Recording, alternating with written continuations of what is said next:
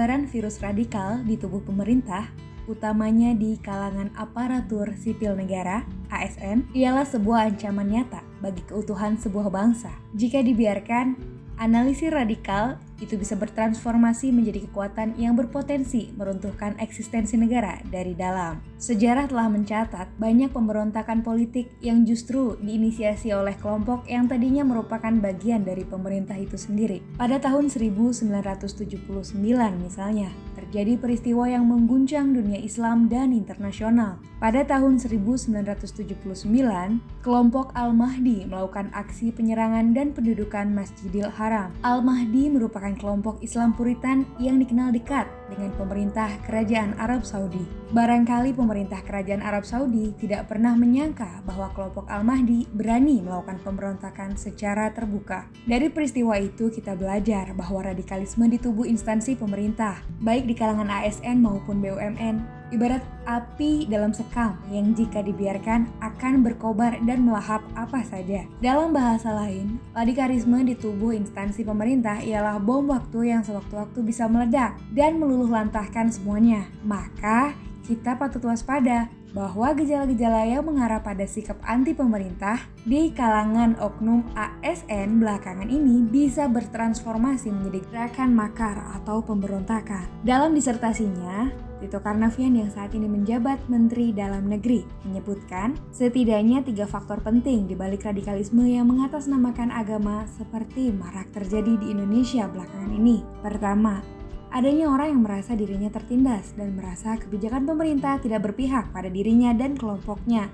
Disaffected person. Kedua, adanya individu atau kelompok yang mensupport aksi-aksi kekerasan dan teror nyata di lapangan. Enabling group. Ketiga, adanya paham atau ideologi legitimizing ideology yang melegitimasi perilaku kekerasan dan teror mengatasnamakan agama. Jika melihat realitas saat ini, ketiga faktor itu sudah cukup dalam kehidupan masyarakat kita. Perasaan tertindas, kelompok eksekutor ditambah ideologi kebencian dan kekerasan semuanya sudah ada di negeri ini. Maka, ledakan pemberontakan itu seolah tinggal menunggu momen yang tepat. Lagi pula, selama ini kelompok radikal tidak pernah berhenti dalam menebar teror di ruang publik. Apa yang perlu kita lakukan saat ini adalah memadamkan api dalam sekam tersebut, yakni dengan mensterilkan instansi pemerintah dari analisir radikalisme. Kita, pemerintah, dan masyarakat tidak boleh permisif apalagi toleran pada penyebaran virus radikal di instansi pemerintah. Penindakan hukum yang tegas perlu dilakukan terhadap ASN yang terbukti terlibat gerakan radikal terorisme. Namun,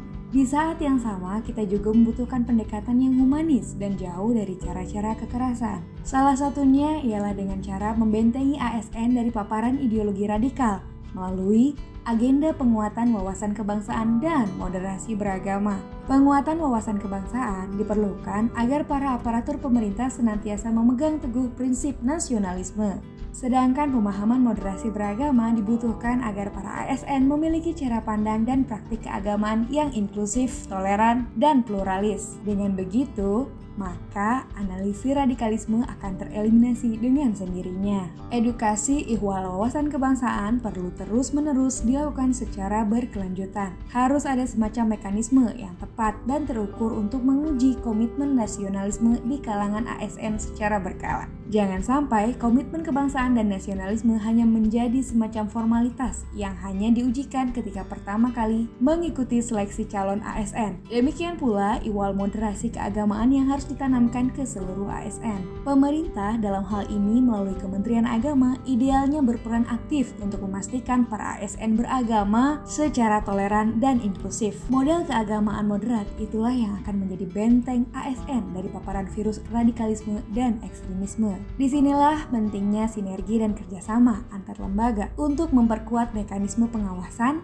deteksi dini, dan pencegahan virus radikal di kalangan ASN. Merupakan keharusan masing-masing lembaga pemerintah untuk melakukan screening dan pengawasan internal untuk mengidentifikasi munculnya cara pandang atau perilaku yang mengarah pada radikalisme.